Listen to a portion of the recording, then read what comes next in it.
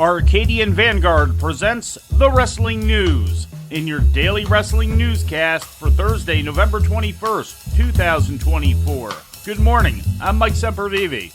We begin today with last night's AEW Dynamite broadcast live on TBS from the Santander Arena in Reading, Pennsylvania. In the main event, Orange Cassidy pinned Wheeler Yuta. After the match, the Death Riders came out to attack Cassidy, with the conglomeration eventually coming in to make the save. Cassidy stared down AEW World Champion Jon Moxley to end the show. Damn. Look at him get, at least he's trying to get to his feet, for God's sake. Cassidy struggling to his feet, and what a struggle it will be this Saturday night when Orange Cassidy faces Jon Moxley one-on-one for the AEW World Championship. It will be full gear. It will be our main event in Newark, New Jersey this Saturday night. Look at this defiant, the defiant Orange Cassidy. In the opener, the Don Callis family defeated Ricochet, Will Ospreay, Powerhouse Hobbs, and Mark Davis. Bobby Lashley made his AEW in-ring debut, squashing Cheeseburger and Joe Keys in a handicap match. After the match, Lashley was attacked by Swerve Strickland, who was hiding under the ring. Smart. Wait a second! He was under the ring! He set a trap! He was under the ring! On the chain! Once again, Lashley didn't see it coming, neither did MVP! Ow! And MVP goes down! Swerve Strickland trying to even the odds ahead of Full Gear this Saturday night live on pay-per-view. Natty with the chain. Look at the eyes of Swerve. The house call. Bobby Lashley is rocked. He's down.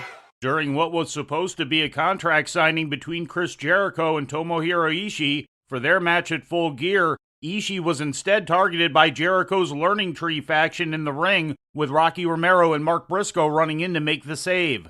In other results, Claudio Castagnoli pinned Darby Allin, and Chris Statlander beat Hikaru Shida. Mercedes Moné and Camille then both came out, but both were taken out by the combined efforts of Shida and Statlander. And in ratings news, Monday Night Raw held relatively steady this week, bringing in 1.516 million viewers to USA Network, as opposed to last week's audience of 1.564 million, according to WrestleNomics. The rating in the 18 to 49-year-old demographic was a .49, which was consistent with last week's rating. Tuesday's NXT drew an audience of 672,000 to USA Network, according to WrestleNomics. That's up from last week's audience of 631,000. The 18 to 49-year-old demo rating was a .19, also up from last week's rating of .16. And before we leave you today, we'd like to remind you that however you consume your content, you can find the wrestling news 24 hours a day and 7 days a week across social media.